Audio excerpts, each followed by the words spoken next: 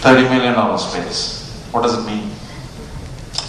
It means it's not that these guys don't have the capability to grow up.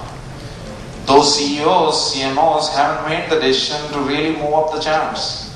And these dozen of them, only a dozen of them, of the tens of thousands of them, really move up the charts.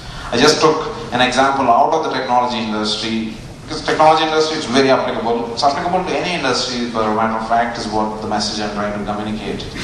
It is important that you invest significantly into mapping all your marketing channels with map all your marketing channels with what are the possible gains from each of the channels. I have a matrix that I will share with you in a minute. I think the opportunity here that we're sitting on is superior. We're seeing marketing outsourcing discussions out there. They talk about we need a consistent lead pipeline. Obviously, leads are always of high importance. Marketing is not aligning with sales. This is an area where CEOs, CMOs need support, need marketing support, cross-selling, for making bigger deals. So this is the slide that I would like to pay attention to. Those companies out here who are really wanting to grow in this marketing outsourcing space. I think these are the top 5 mistakes to avoid. Freelancing too much. You're already in a country which is known for being the most superior outsourcing capital of the world from a services perspective. So if you want to grow in this space, you cannot take up on a client and then expect to outsource a lot of it. You should take up a client in areas which is your core competence, and then maybe outsource some of the portions which is not your core competence initially, but eventually you have to bring it in-house.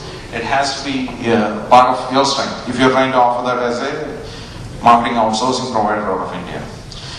If you're and you have to make some proper brick and mortar investments. Today what we've seen is, for our organization, we've invested significantly into having office buildings, superior infrastructure of it. It pays off. It pays off from a real estate perspective as well. Indian real estate is growing big time. It pays off from a perspective of how you would position yourself as a solid partner for each of your customers that visit you.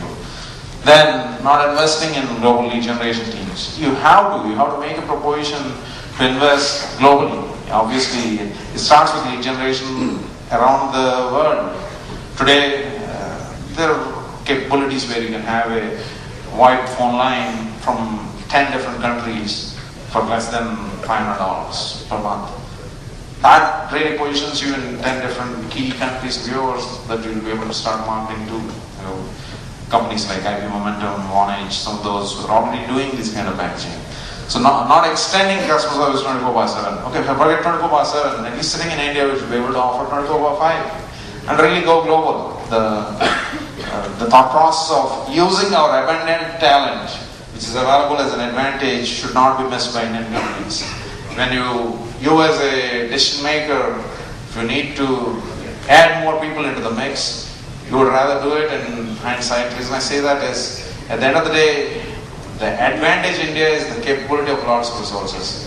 Let's not miss out on that by skipping on resources. And yet, an American company, a British company, obviously have to think twice about deploying resources. But sitting out of India, I think we should dedicate more and more folks for each customer. Cognizant's two-in-a-box strategy, a phenomenal growth story of how they have really focused on each customer and grown. So those are all things to think of. So here it is. I think when you're talking to CEOs, talking to companies which are considering marketing outsourcing, you need to also ask them to think of what is their lifetime customer value, LTV per customer. How many of them will be able to answer? The moment they're able to answer, they'll be able to relate to you as a formidable partner. So I can relate to the fact that once customers realize what is their lifetime customer value, they'll be willing to part more of their payouts towards you and consider you as a marketing partner. You definitely don't want to go out as a marketing partner who is the lowest cost marketing partner. That doesn't make sense, because at the end of the day, I think it really is a win-win proposition which will make sense if there is a marketing partner in the mix who is willing to ride the wave with you and grow with you. There you go, I have my time out. So that's the last slide I want you to pay attention to. As marketers, as decision makers, you've got to pick your leads identify which source is providing the best conversion, invest more of it into that. So that's that. I guess the marketing outsourcing race has really kicked off. I do want to identify that it's time for India to join the bandwagon.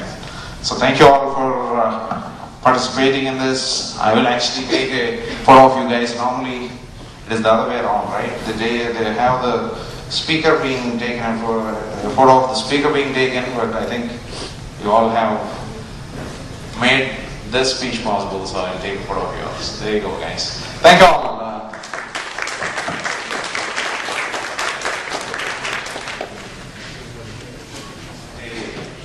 Any questions?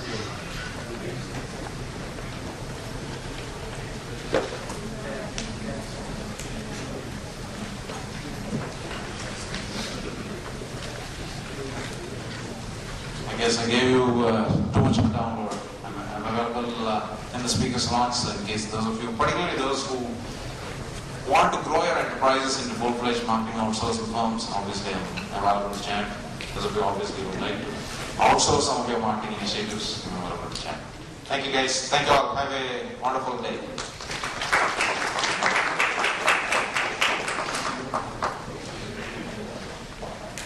Thank you, Stanley, for telling all us about marketing outsourcing. And it's a small token of appreciation from UVM.